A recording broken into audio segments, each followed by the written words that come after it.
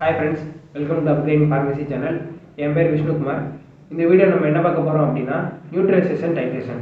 அதாவது nutrition டைட்ரேஷனை nutrition curve அப்படின்னு சொல்லலாம். அப்படி இல்லைன்னா ஆசிட் பேஸ் டைட்ரேஷன் அப்படின்னு சொல்லலாம். ஆசிட் பேஸ் டைட்ரேஷன் அப்படின்னா என்னன்னு பார்க்கறதுக்கு முன்னாடி முதல் டைட்ரேஷன் அப்படின்னா என்னன்னு பார்ப்போம்.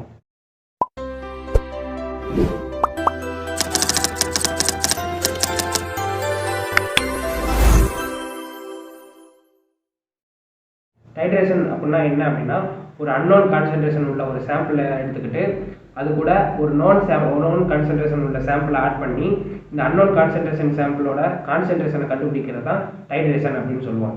இதே இது அன்னோன் கான்சன்ட்ரேஷன் சாம்பிளில் வந்து ஒரு ஆசிடோ பேஸோ இருக்கிறப்போ நம்ம நோன் கான்சன்ட்ரேஷன் உள்ள ஒரு ஆசிடோ பேஸோ ஆட் பண்ணுறப்போ இந்த ரெண்டு ரியாக்ட் ஆகி ஒரு நியூட்ரல் காம்பவுண்ட் வந்து ஃபார்ம் ஆகும். இதுதான் ஆசிட் பேஸ் டைட்ரேஷன் அப்படின்னு சொல்லுவோம். இப்போது ஒரு ஆசிடாக இருக்கட்டும் பேஸாக இருக்கட்டும், இந்த ஆசிடும் பேஸும் வந்து ரியாக்ட் ஆகி ஒரு நியூட்ரல் காம்பவுண்ட் ஃபார்ம் ஆகும். அதனால தான் இது வந்து ஒரு நியூட்ரலைசேஷன் ரியாக்ஷன் அப்படின்னு சொல்கிறோம், அல்லது ஒரு நியூட்ரலைசேஷன் கர்வ் அப்படின்னு சொல்கிறோம். டைட்ரேஷனில் நம்ம என்ன பண்ணுவோம் அப்படின்னா நம்மளோட அன்னோன் கான்சன்ட்ரேஷன் உள்ள சொல்யூஷனை வந்து நம்ம கீழே கோனிக்கல் ஃப்ளாஸ்கில் எடுத்துப்போம். இதே இது நான் கான்சன்ட்ரேஷன் உள்ள சொல்யூஷனை நம்ம வந்து பியூரோட்டில் எடுப்போம். இப்போ பியூரோட்டில் இருக்கிற சொல்யூஷனை வந்து இந்த கோனிக்கல் ஃப்ளாஸ்கில் ஆட் பண்ண இந்த ரெண்டு ரியாக்ட் ஆகி ஒரு நியூட்ரல் காம்பவுண்ட் ஃபார்ம் ஆகும். இதனால தான் நம்ம இது நியூட்ரலைசேஷன் டைட்ரேஷன் அப்படின்னு சொன்னோன்னு பார்த்தோம். சரியா? இப்போ ஆசிட் பேஸ் டைட்ரேஷனில் வந்து என்ன பண்ணுவோம் அப்படின்னா ஒரு ஆசிடையோ இல்லைன்னா பேஸையோ வந்து நம்ம கோனிக்கல் ஃப்ளாஸ்கில் எடுத்துக்குவோம். அதே மாதிரி இப்போ கீழே ஆசிட் எடுத்துருந்தோம் அப்படின்னா மேலே பியூரோட்டில் வந்து நம்ம பேஸ் எடுக்கணும். கீழே பேஸ் எடுத்துருந்தோம் அப்படின்னா மேலே வந்து நம்ம ஆசிட் எடுக்கணும். அப்படின்னா தான் இந்த ஆசிடும் பேஸும் ரியாக்ட் ஆகி ஒரு நியூட்ரல் காம்பவுண்ட் ஃபார்ம் ஆகும். அந்த நியூட்ரல் காம்பவுண்ட் என்ன அப்படின்னா ஒரு சால்ட்டு ப்ளஸ் வாட்டர் அந்த மாதிரி தான் ஃபார்ம் ஆகும் மேக்ஸிமம். இப்போ எக்ஸாம்பிள் பார்த்துக்கிட்டோம் அப்படின்னா ஹைட்ரோக்ளோரிக் ஆசிடையும் சோடியம் ஹைட்ராக்சைடையும் ரியாக்ட் பண்ணும்போது நமக்கு சோடியம் குளோரைட் ப்ளஸ் வாட்டர் அந்த மாதிரி கிடைக்கும். டைட்ரேஷன் பண்ணுறதுக்கு நமக்கு 3 முக்கியமான விஷயம் தேவை. என்னென்ன அப்படின்னா ஒன்று டைட்ரேட்டு, இன்னொன்று டைட்ரண்ட்டு, இன்னொன்று இண்டிகேட்டர். டைட்ரேட் அப்படின்னா நம்ம கீழே கோனிக்கல் ஃப்ளாஸ்கில் எடுக்கிறது பேர் தான் டைட்ரேட்டு. டைட்ரண்ட் அப்படின்னா மேலே பியூரோட்டில் ஆட் பண்ணுவோம் பார்த்தீங்களா, அது பேர் தான் டைட்ரண்ட்டு. இண்டிகேட்டர் எதுக்காக யூஸ் பண்ணுறோம் அப்படின்னா நமக்கு இந்த இடத்துல தான் எண்ட் பாயிண்ட் வந்துருச்சு அப்படின்னு சொல்லி இண்டிகேட் பண்ணுறதுக்காக தான் நமக்கு இண்டிகேட்டர் அப்படின்னு ஒன்று யூஸ் பண்ணுறோம். இதில் வந்து மொத்தம் டைட்ரேஷனில் வந்து ஆசிட் பேஸ் டைட்ரேஷனில் மொத்தம் 4 டைப் இருக்குது. என்னென்ன அப்படின்னா strong acid vs strong base, weak acid vs strong base, weak base vs strong acid and weak acid vs weak base அப்படின்னு சொல்லி 4 டைப் இருக்குது. வாங்க ஒன்றுன்னா பார்ப்போம். ஃபஸ்ட்டு நம்ம strong acid vs strong base பார்ப்போம். ஸ்ட்ராங் ஆசிடிக் எக்ஸாம்பிள் நம்ம வந்து ஹைட்ரோக்ளோரிக் ஆசிட் எடுத்துப்போம். ஸ்ட்ராங் பேசிக் எக்ஸாம்பிள் வந்து சோடியம் ஹைட்ராக்சைடு எடுத்துப்போம். இப்போது strong acidic example hydrochloric acid ஏன் எடுத்தோம் அப்படின்னா ஹைட்ரோக்ளோரிக் ஆசிட் வந்து நம்ம வாட்டரில் டிசால்வ் பண்ணுறப்போ அது H+ அயான்ஸை ஈஸியாக டிசோசியேட் பண்ணிடும். இதே இது சோடியம் ஹைட்ராக்சைடும் அதே மாதிரி தான் OH- அயான்ஸை வாட்டரில் டிசால்வ் பண்ணுறப்போ OH- அயான்ஸை நல்லா டிசோசியேட் பண்ணிடும். அதுக்காக தான் நம்ம ஹைட்ரோக்ளோரிக் ஆசிட் வந்து ஒரு ஸ்ட்ராங் ஆசிட் அப்படின்னு சொல்கிறோம். சோடியம் ஹைட்ராக்சைடு வந்து நம்ம ஒரு ஸ்ட்ராங் பேஸ் அப்படின்னு சொல்கிறோம். இன்னொன்று ஹைட்ரோக்ளோரிக் ஆசிடோட வந்து pH வந்து அரௌண்ட் 1 கிட்டக்க இருக்கும். அதனாலேயும் அது நம்ம ஸ்ட்ராங் ஆசிட் அப்படின்னு சொல்லுவோம். இப்போது ஃபஸ்ட்டு நம்ம ஹைட்ரோக்ளோரிக் ஆசிடை வந்து கோனிக்கல் ஃப்ளாஸ்கில் எடுத்துக்குவோம். சோடியம் ஹைட்ராக்சைடை பியூரோட்டில் எடுத்துக்குவோம். சரியா? இப்போ கிராஃப் போடுறதுக்கு என்னென்ன வேணும் அப்படின்னா ஒய் ஆக்சிஸில் pH எடுத்துக்கணும், எக்ஸ் ஆக்சிஸில் வந்து நம்ம டைட்ரண்ட் எவ்வளோ ஆட் பண்ணுறோம் அப்படின்றத நம்ம மென்ஷன் பண்ணிக்கிட்டே வரணும். ஸோ நம்ம இப்போ கோனிக்கல் ஃப்ளாஸ்கில் நம்ம வந்து ஹைட்ரோக்ளோரிக் ஆசிட் இருக்குது, நம்ம பியூரேட்லேருந்து சோடியம் ஹைட்ராக்சைடை ட்ராப் பை ட்ராப்பாக ஆட் பண்ண சோடியம் ஹைட்ராக்சைடில் இருக்கிற OH- அயான்ஸ் வந்து ஹைட்ரோக்ளோரிக் ஆசிடில் இருக்கிற H+ அயான்ஸ் கூட ரியாக்ட் ஆகி வாட்டராக ஃபார்ம் ஆகிக்கிட்டே வரும். ஒரு செட்டன் pH வந்த உடனே இது என்ன பண்ணும் அப்படின்னா ஹைட்ரோக்ளோரிக் ஆசிடில் இருக்கிற H+ அயான்ஸ் எல்லாமே OH- அயான்ஸ் கூட ரியாக்ட் ஆகி வாட்டராக ஃபார்ம் ஆகி முடிஞ்சிடும். அப்போது நம்ம எக்ஸஸாக ஒரு ட்ராப் சோடியம் ஹைட்ராக்சைடை ஆட் பண்ணால் கூட அந்த இடத்துல நம்ம pH வந்து பேஸ் கிட்டக்க போயிடும். அதனால தான் இதோட இன்ஃப்ளெக்ஷன் ரேஞ்ச் வந்து எதுலேருந்து எதுக்குள்ளே இருக்கும் அப்படின்னா 4.3லேருந்து 9.7 வரைக்கும் இருக்கும். எண்டு பாயிண்ட் வந்து ஒரு 7 கிட்டக்க வரும். ஏன்னா நியூட்ரல் ஆகணும்ல, அதுக்காக எண்டு பாயிண்ட் வந்து 7 கிட்டக்க வரும். இந்த இடத்துல நம்ம இண்டிகேட்டராக என்ன யூஸ் பண்ணலாம் அப்படின்னா பினாத்திலின் யூஸ் பண்ணலாம். அப்படி இல்லைன்னா பீனால் ரெட் யூஸ் பண்ணலாம். ஏன் இந்த மாதிரி இண்டிகேட்டர்ஸும் நம்ம இந்த 2 தான் யூஸ் பண்ண முடியும் அப்படின்றது நான் இந்த வீடியோவோட கடைசியில் வந்து ஒரு சார்ட் மாதிரி கொடுக்குறேன். எந்தெந்த இன்ஃப்ளெக்ஷன் ரேஞ்சுக்கு வந்து எந்தெந்த இண்டிகேட்டர் யூஸ் பண்ணிக்கலாம் அப்படின்னு வந்து அந்த ஃபுல் டீடைல்ஸ் அதில் இருக்கும். இப்போது இந்த படத்தில் இருக்கிற மாதிரி தான் இந்த கிராஃப் வரும். சிக்மாய்டல் கிராஃப் அப்படின்னு சொல்லுவோம். அதாவது 4.3லேருந்து 9.7 வரைக்கும் நமக்கு இன்ஃப்ளெக்ஷன் ரேஞ்ச் வரும். அதாவது நம்ம அது வரைக்கும் 4.3 வரைக்கும் நம்மளோட pH ஸ்லைட்டாக இன்க்ரீஸ் ஆகிட்டே போகும். அந்த எல்லா H+ அயான்ஸும் ரியாக்ட் ஆகி முடிஞ்ச உடனே நம்ம எக்ஸஸாக ஆட் பண்ணுவோம் பார்த்தீங்களா சோடியம் ஹைட்ராக்சைடு, அந்த இடத்துல டக்குன்னு மேலே போயிடும். அதுதான் அப்போது 4.3லேருந்து 9.7 வரைக்கும் நமக்கு அந்த இன்ஃப்ளெக்ஷன் ரேஞ்சுன்றது வந்து கிடைக்கும். இதுதான் நம்மளுக்கு ஸ்ட்ராங் ஆசிட் விசஸ் ஸ்ட்ராங் பேஸ்க்கான நியூட்ரலைசேஷன். நம்ம பார்க்க போகிறது வந்து weak acid versus strong base. Weak ஆசிடுக்கு எக்ஸாம்பிளாக நம்ம வந்து அசிட்டிக் ஆசிட் எடுத்துக்கலாம். ஸ்ட்ராங் பேஸுக்கு எக்ஸாம்பிளாக வந்து சோடியம் ஹைட்ராக்சைடு எடுத்துக்கலாம். ஏன் நம்ம அசிட்டிக் ஆசிட் வீக் ஆசிட் அப்படின்னு சொல்கிறோம் அப்படின்னா, அதை தண்ணியில் டிசால்வ் பண்ணுறப்போ H+ அயான்ஸை ரொம்ப பூவராக கொடுக்காம இருக்காது, ரொம்ப கம்மியாக டிசோசியேட் பண்ணும் கம்மியான ரேட்டில். ஸோ நம்ம அதை வந்து வீக் ஆசிட் அப்படின்னு சொல்கிறோம். இன்னொன்று அதோட pH ஸ்டார்டிங்கில் நம்ம பார்க்குறப்போ அதை செக் பண்ணுறப்போ அதோட pH வந்து கிட்டத்தட்ட ஒரு 3 கிட்ட இருக்கும். ஸோ அதனால் அது வீக் ஆசிட் அப்படின்னு சொல்கிறோம். இதே வழக்கம் போல் நம்ம சோடியம் ஹைட்ராக்சைடை ஸ்ட்ராங் பேஸ், ஏன்னா அது OH- அயான்ஸை தண்ணியில் டிசால்வ் பண்ணுறப்போ OH- அயான்ஸை நல்லா ஃப்ரீயாகவே டிசோசியேட் பண்ணும். இப்போது டைட்ரேஷன் பண்ணலாம். இப்போ என்ன பண்ண போகிறோம் அப்படின்னா, நம்ம கோனிக்கல் ஃப்ளாஸ்கில் வந்து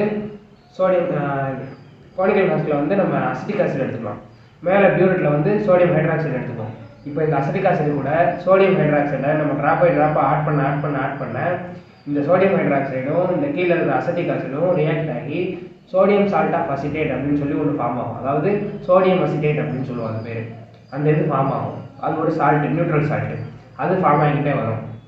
ஒரு கட்டத்தில் என்ன ஆகும் அப்படின்னா, இங்கே இருக்கிற அசிட்டிக் ஆசிடு கூட எல்லா அசிட்டிக் ஆசிடுமே இங்கே இருக்கிற சோடியம் ஹைட்ராக்சைடு கூட ரியாக்ட் ஆகி முடிஞ்ச உடனே நம்ம எக்ஸஸாக ஒரு ட்ராப் சோடியம் ஹைட்ராக்சைடு ஆட் பண்ணுவோம் பார்த்தீங்களா, அந்த நேரத்தில் இதோட OH- அயான்ஸோட கான்சன்ட்ரேஷன் கூடிடும்.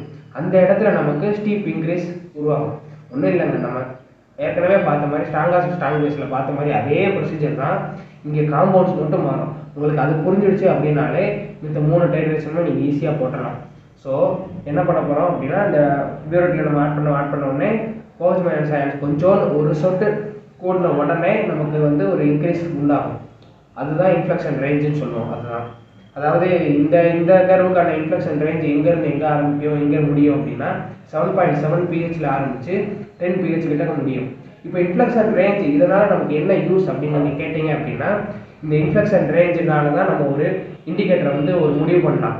அதாவது இந்த ரேஞ்சில் இருந்துச்சுன்னா இந்த இண்டிகேட்டர் யூஸ் பண்ணலாம், இந்த ரேஞ்சில் இருந்துச்சுன்னா இந்த இண்டிகேட்டர் யூஸ் பண்ணலாம் அப்படின்னு சொல்லி நம்ம வந்து இண்டிகேட்டரை வந்து சூஸ் பண்ணுறதுக்காக இந்த இன்ஃப்ளெக்ஷன் ரேஞ்ச் நமக்கு ரொம்ப ஹெல்ப்ஃபுல்லாக இருக்குது. ஸோ இந்த கர்வோட இன்ஃப்ளெக்ஷன் ரேஞ்ச் வந்து 7.7லேருந்து 10 pH வரைக்கும் இருக்கும். இந்த இடத்துல என்ன இண்டிகேட்டர் யூஸ் பண்ணலாம் அப்படின்னா, ஃபினாப்திலின் அப்படின்னு சொல்லி ஒரு இண்டிகேட்டர் யூஸ் பண்ணலாம். நான் முன்னாடியே சொல்லியிருந்தேன், இந்த இண்டிகேட்டர் என்னென்ன ரேஞ்சில் யூஸ் பண்ணலாம் அப்படின்னு சொல்லி ஒரு டேபிளாகவே நான் உங்களுக்கு இந்த வீடியோவோட கடைசி கொடுக்குறேன். நீங்கள் வேணா அந்த ஸ்க்ரீன்ஷாட் எடுத்து யூஸ் பண்ணிக்கலாம். பார்க்க போகிறது வந்து weak base versus strong acid பார்க்க போகிறோம். வீக் பேஸுக்கு எக்ஸாம்பிளாக வந்து நம்ம அமோனியம் ஹைட்ராக்சைடு எடுத்துக்குவோம். ஸ்ட்ராங் ஆசிடுக்கு எக்ஸாம்பிளாக வந்து நம்ம ஹைட்ரோக்ளோரிக் ஆசிட் எடுத்துக்குவோம்.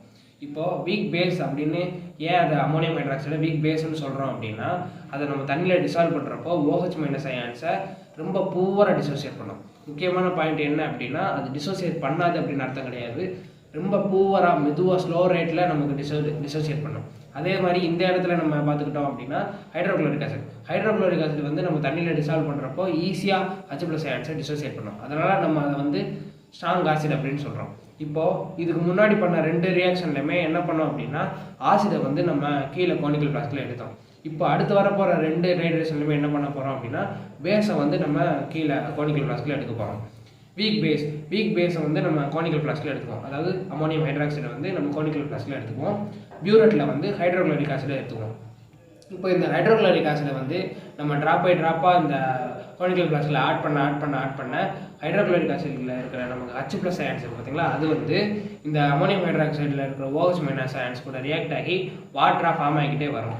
ஒரு செர்டைன் பாயிண்ட், ஒரு செர்டைன் pH வந்த உடனே என்ன ஆகும் அப்படின்னா, இந்த ஹைட்ரோக்ளோரிக் ஆசிடில் இருக்கிற H+ அயான்ஸ் எல்லாம் இந்த OH- அயான்ஸ் கூட ரியாக்ட் ஆகி முடிஞ்சிடும். எல்லா OH- அயான்ஸ் கூடயுமே ரியாக்ட் ஆகி முடிஞ்சிடும்.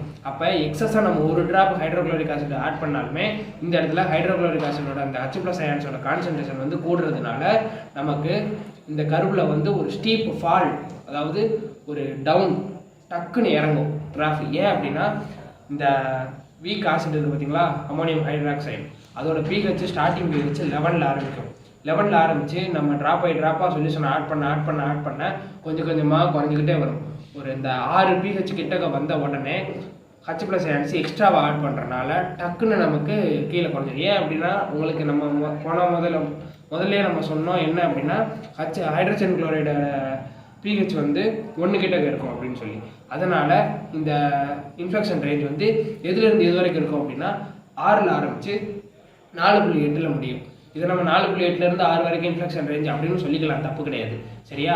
அதனால் இந்த ரியாக்ஷனோட இன்ஃப்ளெக்ஷன் ரேஞ்ச் வந்து 6லேருந்து 4.8 வரைக்கும் இருக்கும்.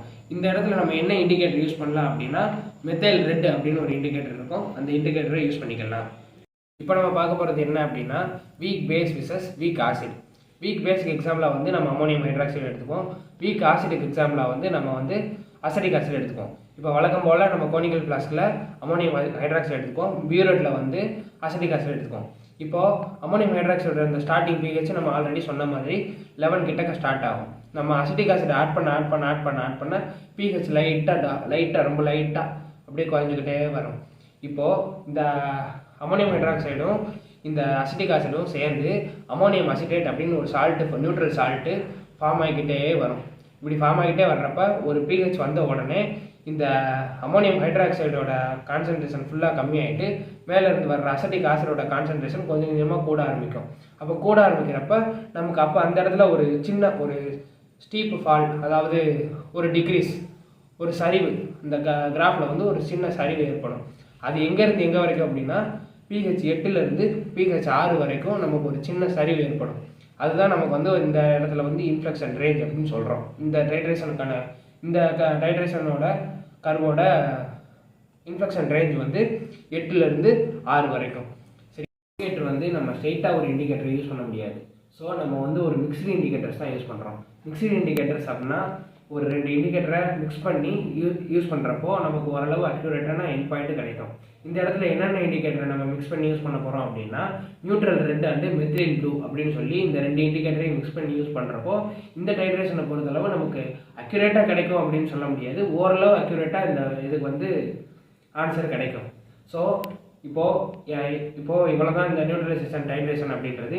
இது உங்களுக்கு புரிஞ்சிருச்சு அப்படின்னா பிரச்சனை இல்லை. புரியலை அப்படின்னா கீழே கமெண்ட்டில் என்ன புரியலை இல்லை என்னென்ன டீட்டெயிலெலாம் சொல்லணும் அப்படின்னு நீங்கள் எக்ஸ்பிளைன் பண்ணுறீங்க, இதெல்லாம் நீங்கள் வந்து கமெண்ட்டில் சொல்லுங்கள். அதே மாதிரி இந்த வீடியோ பிடிச்சிருந்துச்சு அப்படின்னா லைக் பண்ணுங்கள், ஷேர் பண்ணுங்கள், கமெண்ட் பண்ணுங்கள். அதே நேரத்தில் இப்போ இண்டிகேட்டர்ஸ் அப்படின்றப்போ வர்றப்போ எந்தெந்த ரேஞ்சுக்கு எந்தெந்த pH யூஸ் பண்ணலாம், எந்தெந்த pH ரேஞ்சுக்கு எந்தெந்த இண்டிகேட்டர் யூஸ் பண்ணலாம் அப்படின்னு சொல்லி ஒரு டேபிள் உங்களுக்காக இப்போது ஸ்லைடில் வரும். இந்த டேபிளை நீங்கள் வந்து ஸ்க்ரீன்ஷாட் எடுத்து உங்களுக்கு நீங்கள் ஸ்டடி பண்ணுறதுக்காக யூஸ் பண்ணிக்கலாம். Thank you for watching. Thank you.